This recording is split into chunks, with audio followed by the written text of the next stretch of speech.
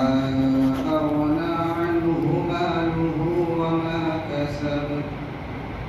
سيصلى نارا ذات لهب وامرأته حمالة الحطب في جيدها حبل من مسد. بزرگوں، دوستوں، عزیزوں، ابھی جو سورت پاک پڑھی گئی ہے، اس سورت کا نام سورہ لہب ہے۔ اس میں 5 آیتیں ہیں، ایک رکوع ہے، اور یہ سورت اکثر احباب کو یاد بھی ہوتی ہے اور بکثرت نمازوں میں پڑھی بھی جاتی ہے۔ اس سورت کا مختصر انداز میں تفسیر اور اس کا شان نزول، تشریح اور اس سے ملنے والی کچھ ہدایتیں مختصر طور پر عرض کی جائیں گی۔ اللہ تعالیٰ سے دعا ہے کہ اللہ تعالیٰ اپنے رضا کے مطابق تفسیر کرنے کی توفیق عطا فرمائے۔ سب سے پہلے سورت کا ترجمہ سنتے ہیں۔ تبت یدا ابی لہب وتب۔ اللہ تعالیٰ کا ارشاد ہے کہ ابو لہب کے ہاتھ ٹوٹ جائے اور وہ ٹوٹ گیا۔ ما اغنی عنہ مالہ وما کسب، نہ اس کے مال نے اس کو کچھ کام دیا اور نہ اس کی کمائی اس کے کچھ کام آ سکی۔ سیصلی نارا ذات لہب، تو وہ عنقریب ایسی آگ میں داخل ہوگا جو شعلہ زن یعنی بھڑکتی ہوئی آگ ہوگی۔ وامرأتہ، اور اس کے ساتھ اس کی بیوی بھی اس آگ میں داخل ہوگی۔ حمالۃ الحطب، جو لکڑیاں لاد کر لاتی ہے۔ فی جیدہا حبل من مسد، تو اس کے گردن میں ایک مضبوط بٹی ہوئی مونچھ کی رسی پڑی ہوئی ہے۔ اس کا شان نزول اور آیت کا پس منظر یہ ہے کہ ابو لہب، جس کا اصلی نام عبد العزیٰ بن عبد المطلب تھا، یہ اللہ کے نبی پاک صلی اللہ علیہ وسلم کا شروع ہی سے دینی اعتبار سے دشمن رہا، اور ہر جگہ یہ دشمنی کے اندر پیش نظر آتا تھا۔ ابو لہب جو ہے، اس کو اس لیے ابو لہب کہا جاتا تھا، لہب کے معنی آتے ہیں آگ کا شعلہ۔ تو اس کا چہرہ جو ہے بہت زیادہ چمکدار اور خوبصورت بھی بڑا تھا، اس لیے اس کو ابو لہب کہا جاتا ہے۔ یعنی اس کا چہرہ بہت چمکدار تھا، خوبصورت تھا، اس لیے لوگ اس کو ابو لہب کہتے تھے دنیاوی اعتبار سے۔ مگر قرآن کریم نے اس کو ابو لہب کا لقب اس لیے دیا کہ مفسرین حضرات فرماتے ہیں اس کی وجہ یہ ہو سکتی ہے کہ ابو لہب یعنی لہب کے معنی آگ کا شعلہ ہے، اس کا آخری انجام کار آگ ہی ہونا تھا، اس لیے مناسب یہی تھا قرآن پاک کے اندر کہ اللہ تعالیٰ اس کو اسی لقب سے پکارے، اسی کنیت سے اللہ تعالیٰ اس کو پکارے۔ تو صحیح بخاری شریف کی حدیث میں ہے کہ اللہ کے نبی پاک صلی اللہ علیہ وسلم پر وَأَنذِرْ عَشِيرَتَكَ الْأَقْرَبِينَ آیت نازل ہوئی، جس میں اللہ تبارک و تعالیٰ نے حکم دیا اللہ کے نبی پاک صلی اللہ علیہ وسلم کو کہ آپ اپنے قریبی رشتہ داروں کو ڈرائیے اللہ سے، کفر اور شرک کے اوپر، کہ یہ اگر توحید کا اقرار نہ کرے تو ان کے لیے آگے دردناک عذاب اور جہنم اللہ نے تیار کر رکھی ہے، اس لیے ڈرائے۔ تو اللہ کے نبی پاک صلی اللہ علیہ وسلم نے ایک انداز اپنایا جو زمانے جاہلیت میں اپنایا جاتا تھا، یعنی یہ لوگ بڑے خونخوار تھے، ہر وقت لڑائی جھگڑا ان کی صفتیں بن چکی تھی۔ بعض قبیلوں کی بعض قبیلوں سے دشمنی، بعض قبیلوں کی بعض قبیلوں سے دوستیاں تھی، تو ہمیشہ جھگڑا ہوا کرتا تھا۔ ان کے ایک رواج یہ تھا کہ اونچی جگہ پر چڑھ کر جو ایک شخص آواز لگایا کرتا تھا کہ فلاں فلاں جو ہے قبیلہ جو ہے ہمارا اس پر حملہ ہوگا، تو اللہ کے نبی پاک صلی اللہ علیہ وسلم نے اسی انداز کو اپناتے ہوئے کوہ صفا پر آپ چڑھے اور آواز لگائی یا صباحا یا صباحا، چنانچہ اللہ کے نبی پاک صلی اللہ علیہ وسلم نے اور بھی قریش کے قبیلوں کا نام لے لے کر بلایا، اور صبح کا وقت ذکر کرنا اس لیے بھی مناسب تھا۔ مفسرین حضرات فرماتے ہیں کہ عرب کے اندر ایک رواج تھا کہ اکثر و بیشتر جو حملے ہوا کرتے تھے صبح کے وقت میں ہوتے تھے، اس لیے اللہ کے نبی نے صبح کا آواز لگائی تو سارے قبیلے جو ہے جمع ہوئے۔ اس میں ابو لہب بھی آیا، وہ بھی جمع۔ اللہ کے نبی پاک صلی اللہ علیہ وسلم نے توحید برقرار کیا اور امت کو ایک پیغام دیا، تو بہت سارے لوگوں نے اس میں سے ایمان کو قبول بھی کر لیا، مگر جو ابو لہب تھا یہ بدبخت، علامہ آلوسی رحمۃ اللہ علیہ نے لکھا ہے تفسیر روح المعانی میں کہ اللہ کے نبی نے جب پیغام سنایا تو اس نے کہا کہ تبا لک لہذا جماعتنا، اللہ کے نبی کو اس نے بد دعا دی کہ تیری یہ بربادی و ہلاکت ہو کہ تو نے ہمیں یہاں اس لیے جمع فرمایا تھا، بہت بدبخت تھا یہ۔ تو علامہ آلوسی فرماتے ہیں کہ اس نے اس وقت اپنے دونوں ہاتھوں میں پتھر بھی اٹھایا تھا، غصے کے اندر اتنا آگ بگولا ہو چکا تھا کہ ہاتھ میں پتھر اٹھا کر اللہ کے نبی کی طرف اشارہ کرتے ہوئے کہنے لگا یہ تیرا ستیہ ناش نعوذ باللہ۔ تو اللہ تبارک و تعالیٰ نے اس صورت کو اس وقت نازل فرمایا، اس کا شان نزول ہے کہ اللہ نے اسی کو پلٹوار کرتے ہوئے اللہ نے فرمایا تبت یدا ابی لہب وتب، کہ ٹوٹ جائے ابو لہب کے دونوں ہاتھ۔ تو ٹوٹنے سے مراد ہاتھ نہیں ہے بلکہ ایک محاورہ ہے عربی کا، مفسرین حضرات فرماتے ہیں کہ عرب کے اندر جملہ بولا جاتا تھا، یعنی ہاتھ ٹوٹنے سے مراد ہے کہ اس کی ساری زندگی تباہ برباد ہو جائے۔ تو اللہ نے کہا تبت یدا ابی لہب وتب، کہ ابو لہب کی یہ بربادی ہو اور بربادی ہو چکی ہے۔ اللہ تبارک و تعالیٰ نے جو ہے ایک ماضی کا صیغہ استعمال فرمایا تبا، کہ برباد ہو چکا، ہو گیا، یہ نہیں کہا کہ مستقبل میں برباد ہوگا، لیکن اللہ نے فرمایا کہ برباد ہو گیا۔ اور یہ آیت اس وقت نازل ہوئی دوستو بزرگوں کہ جب ابو لہب اپنی پوری طاقت کے ساتھ، قوت کے ساتھ، اقتدار پر ایک زندہ شخصیت کا مالک تھا، اس وقت اس چیز کو اپنانا اور سمجھنا صحابہ کرام جنہوں نے ایمان لایا ان کے لیے بھی، اور اللہ کے نبی تو اللہ کے نبی تھے، کہ جملہ اس وقت اللہ کا فرمانا کہ ابو لہب جو ہے برباد ہو چکا ہے، جبکہ وہ ساری طاقتوں کے ساتھ اپنے منصب پر فائز تھا۔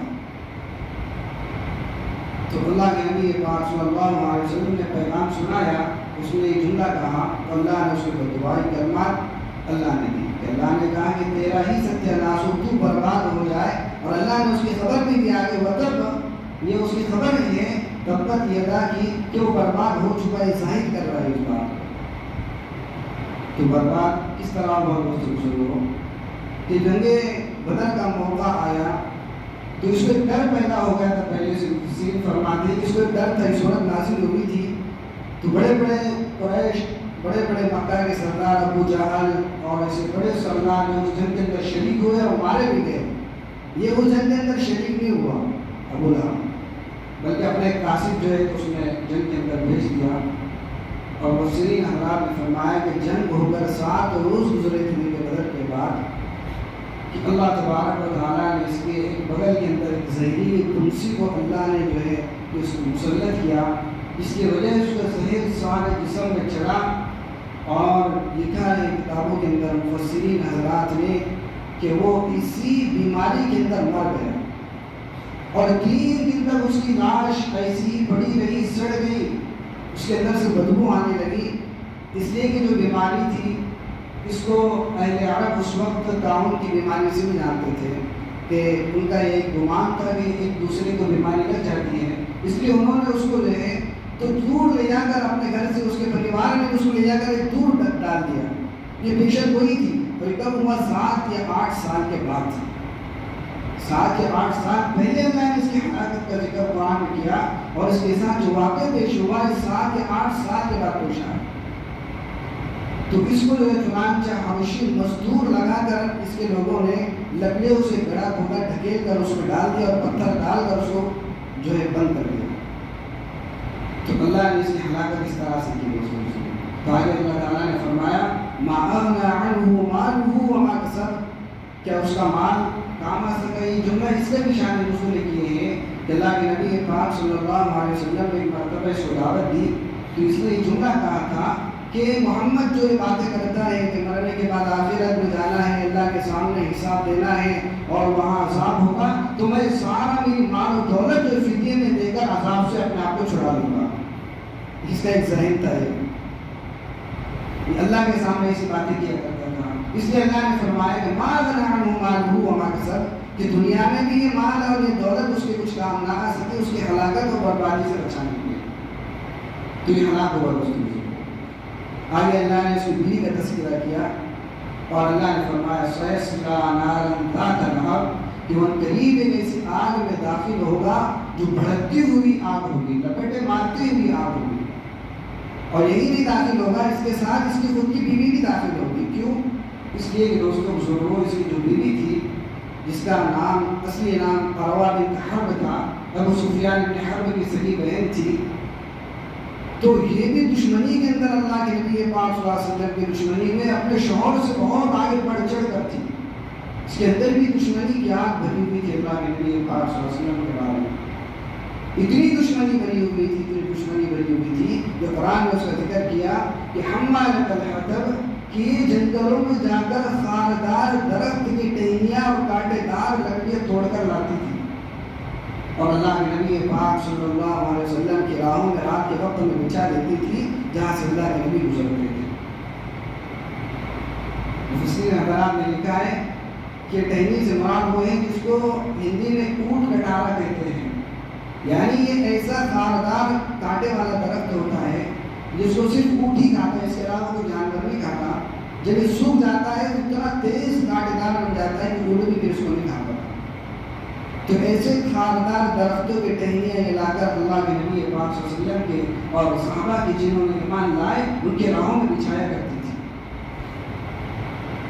اس لیے اس کا ذکر قرآن میں اللہ نے دونوں میاں بیوی کی ہلاکت کا ذکر قرآن پاک میں بیان فرمایا. تو اللہ نے اس کی بھی ہلاکت کی دوستوں بزرگوں, کہ اللہ نے فرمایا کہ آگ کے اندر ہی داخل ہوگی, اور اکثر مفسرین حضرات نے اس سے مراد یہ لیا ہے حمالۃ الحطب سے کہ جہنم کے اندر اس کو توق اور سلاسل یعنی زنجیر کے ذریعے اس کے گلے میں اس کو توق ڈالا جائے. اور ابو لہب جس آگ کے اندر جلے گا جہنم کے اندر, تو اللہ تعالیٰ اس کو وہاں بھی عذاب دے گے.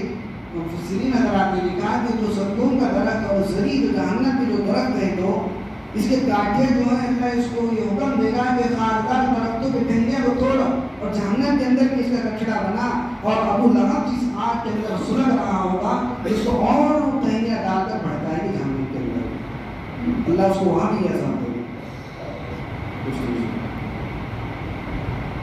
تو یہ اس کی بیوی تھی جو اللہ کے نبی پاک صلی اللہ علیہ وسلم کے بارے میں نوش باللہ بھی کہا کرتی تھی. اس کے گردن میں قیمتی ہار تھا, یہ کہتی تھی نوش باللہ کے اس ہار کو محمد رسول اللہ کے دشمنی عداوت میں, آپ کی ہلاکت میں اس کو بیچ کر استعمال کروں گی. اس کی وجہ سے